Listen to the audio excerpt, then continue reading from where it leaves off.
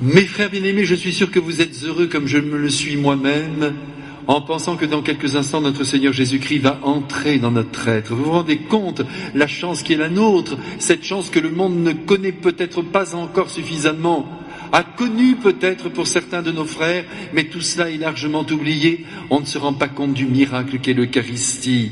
Quel dommage, mes frères bien-aimés. Je vous en supplie, lorsque vous êtes en présence de vos amis, de tous ceux qui apparemment se sont éloignés de Dieu, rappelez-leur qu'au-delà d'une croyance, et Dieu sait si c'est déjà beaucoup, mais au-delà d'une croyance, il y a cette présence de Jésus qui n'a pas de prix et qui vient de toute sa puissance irriguer notre faiblesse et nous dégager de tout ce qui nous retient collé au sol. Et puis en même temps, il y a ce Saint-Évangile, mes frères, qui est là tous les soirs pour venir éclairer notre intelligence. C'est là que nous trouvons les principes de notre action. Mes frères, mais croyez-le, vénérez l'Évangile, à la maison, ouvrez-le de temps en temps, prenez une seule parole, nourrissez-vous d'elle.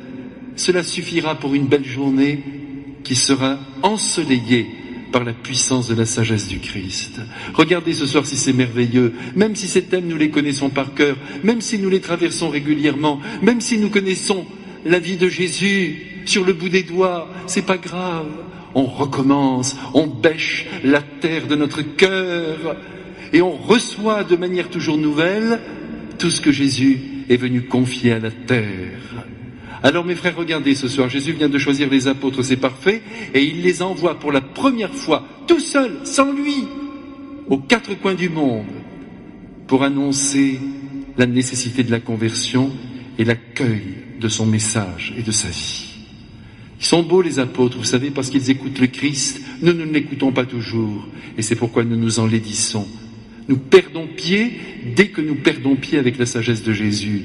Nous ne prenons pas suffisamment au sérieux, mes frères, mais croyez-moi, toutes les assertions que le Saint-Évangile contient, il faut les recevoir, les méditer, jusqu'à ressembler à notre Seigneur et aux apôtres qui l'ont si bien écouté. Vous voyez d'abord que notre Seigneur les envoie deux par deux. Ça, c'est très important. À l'origine du monde, déjà, vous voyez, il y a un couple. C'est bien. Reste vrai qu'il n'est pas bon que l'homme soit seul. Et c'est vrai que lorsque l'on est à deux, on a plus de force, il n'y a rien à faire, l'union fait la force. On voudrait toujours vivre tout seul, mais on n'est pas fait pour ça.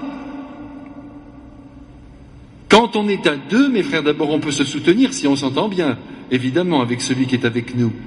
Mais c'est la volonté de Jésus. Même quand nous évangélisons, on ne doit jamais être seul. Alors c'est pas toujours possible, mais il y a toujours avec nous le Christ, ne l'oubliez pas, et sa mère, ça fait 3, c'est magnifique. Mais si on le peut, quand on est à 2, je le redis mes frères, eh bien c'est une force extraordinaire. Tout simplement parce que nous écoutons ce que le Christ a voulu.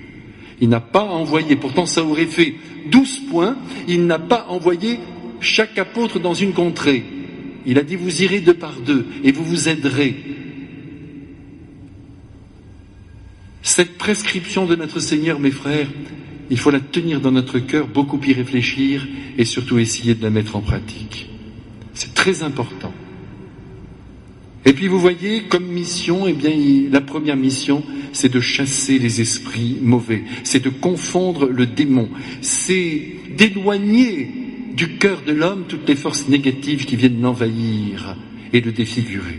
Ça, c'est notre première mission. Nous prenons le mal, nous lui tournons le dos en lui tordant le cou et nous y plaçons le bien.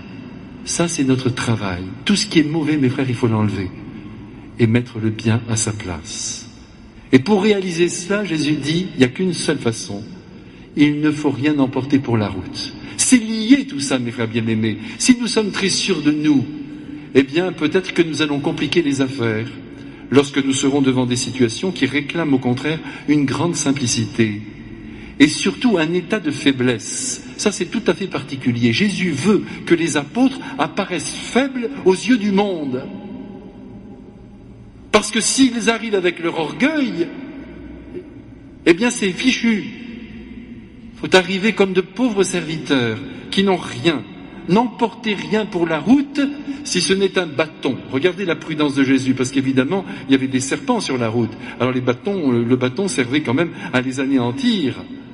Alors je me suis demandé, puisque cette parole est pour nous aujourd'hui, quel pourrait être notre bâton? Parce que des serpents, il y en a, enfin pas dans la ville. D'autres formes de serpents. Alors qu'est-ce qu'on pourrait emporter? Eh bien c'est facile. J'ai cherché, et puis tout à coup, tout à l'heure, en montant, déposer Jésus dans le tabernacle, j'ai tout de suite eu la réponse. Mais bien sûr, notre bâton, c'est le Saint-Esprit. C'est lui qui nous guide au milieu de tous les serpents qui se dressent devant nous. C'est lui qui nous aide à les anéantir au bon moment et à en laisser certains en vie, parce qu'il ne nous gêne pas. Nous vivons avec le Saint-Esprit. Jésus insiste beaucoup, avec le Saint-Esprit, cela suffit. Ne prenez pas de pain. Jésus tient beaucoup à cela. C'est-à-dire qu'il n'y a pas de casse-croûte dans le sac des apôtres. D'ailleurs, il n'y a même pas de sac, parce qu'il n'y a rien à mettre. Pas de pain, vous savez pourquoi? Eh bien parce que quand on entre dans une maison et qu'on nous sert à manger, c'est très grand. Là, les langues se délient. On est heureux, on boit un petit coup, tout le monde est là. Et on peut parler parce qu'on partage le même pain. Tandis que si vous avez votre casse-croûte, eh bien vous vous asseyez dans un coin, tandis que l'autre ouvre son tupperware. Ça va pas du tout ça. Il faut qu'on ait le même goût dans la bouche. Voilà ce que dit Jésus. Donc pas de pain, laissez-vous inviter. Pas de sac, je viens de vous le dire, et surtout pas d'argent. Parce que l'argent corrompt tout. Ça, vous le savez, mes frères. Ça, c'est pour les apôtres. C'est-à-dire les prêtres, les catéchistes, mais aussi tous les baptisés, parce que vous êtes apôtres depuis le jour de votre baptême. Et puis Jésus dit, vous devez mettre des sandales. Alors, mes frères, qu'en pensez-vous? Ça vous plaît, les sandales? Eh bien, laissez-moi vous dire que Jésus ne dit pas « mettez des sandales contre les chaussures ». C'est pas ça le problème. Jésus dit « mettez des sandales pour ne pas marcher pieds nus ». Parce que vous allez devoir beaucoup marcher. C'est pas que notre Seigneur préfère les sandales. Mettez tout ce que vous voulez, même des bottes. Mais l'essentiel, c'est de ne pas abîmer vos pieds. Parce que la route sera longue et la mission difficile. Et puis Jésus termine en demandant aux apôtres de ne pas emporter de tunique de rechange. Alors cela m'étonne beaucoup parce que Jésus est extrêmement propre. Nous le savons à travers des révélations privées. Il était toujours très bien mis, notre Seigneur. C'est normal, son humanité était parfaite, très propre sur lui. Même son manteau, paraît-il. Ce n'est pas du roman ce que je vous dis là. Il faut s'intéresser aussi à ce que les mystiques ont reçu.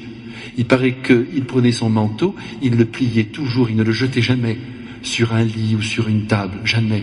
Il le pliait quand il arrivait dans une maison. Alors comment peut-il demander à ses apôtres de ne pas prendre de tunique de rechange? Eh bien, je suis allé chercher, et dans l'évangile selon saint Luc, il y a une petite précision. Notre Seigneur dit que tous ne prennent pas de tunique de rechange. Certains avaient une tunique de rechange, si bien que cette tunique, ils ont pu se la passer. C'est comme ça, mes frères, qu'il faut vivre, en partageant même nos habits. Et puis enfin, il donne l'indication pour la route. Il dit, lorsque vous arrivez quelque part, quand on vous accueille, entrez. Quand le sourire est là, quand tout le monde est heureux de vous accueillir, restez, mangez ce qu'on vous sert, et puis parlez. On sait qu'il s'agit de parler, puisque Jésus dit ensuite, si on ne vous écoute pas, secouez la poussière de vos pieds, partez. Ça c'est fort, ça, mes frères bien-aimés. Très souvent, nous essayons de faire irruption dans un cœur qui est fermé. Ça n'est pas la peine d'insister. Et d'ailleurs, vous vous opposez aux consignes du Christ. Quand quelqu'un ne veut rien entendre, on ne cherche pas à faire irruption dans ce cœur. On continue le chemin.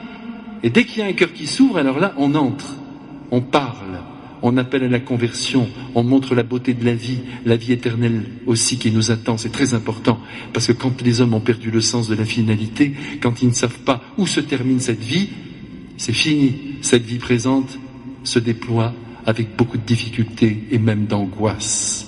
Il faut toujours parler de la vie éternelle. C'est le plus beau cadeau que vous puissiez faire à un être.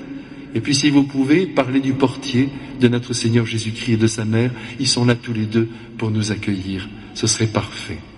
Voilà, mes frères, les consignes de Jésus. Tout de suite, elles sont écoutées par les apôtres. Il est dit dans l'Évangile qu'ils partirent aussitôt et ils proclamèrent qu'il fallait se convertir. Et sur la route, tout fonctionne parce qu'ils ont obéi au Christ. Eh bien, je vous assure que si nous tous, nous conservions, en ajustant à notre monde actuel, les consignes que Jésus a données un jour aux apôtres, eh bien, le monde serait évangélisé. Mais il faut que nous y allions comme des pauvres, en nous appuyant sur la Providence et toutes les grâces qu'elle nous accorde, et c'est à ce moment-là seulement que les cœurs s'ouvrent. Sinon, nous arrivons, je le redis, avec notre suffisance, avec nos dons, nous croyons que c'est nous qui faisons les choses, mais pas du tout. C'est le Christ qui les fait par nous, à condition qu'on le laisse faire et qu'on se laisse conduire. Voilà, mes frères, ce que je voulais vous dire ce soir. Alors, essayez de réfléchir à ces conditions que Jésus a exprimées et qui ont force de loi. Nous avançons vers les autres extrêmement dépouillés, même si on a un peu d'argent dans la poche, parce qu'il faut quand même pouvoir avancer dans la vie, mais nous sommes quand même dépouillés intérieurement. Nous faisons confiance au Saint-Esprit qui ouvre le cœur de ceux qui sont devant nous, et quand ce cœur est ouvert, nous nous engouffrons avec tout l'amour de Jésus.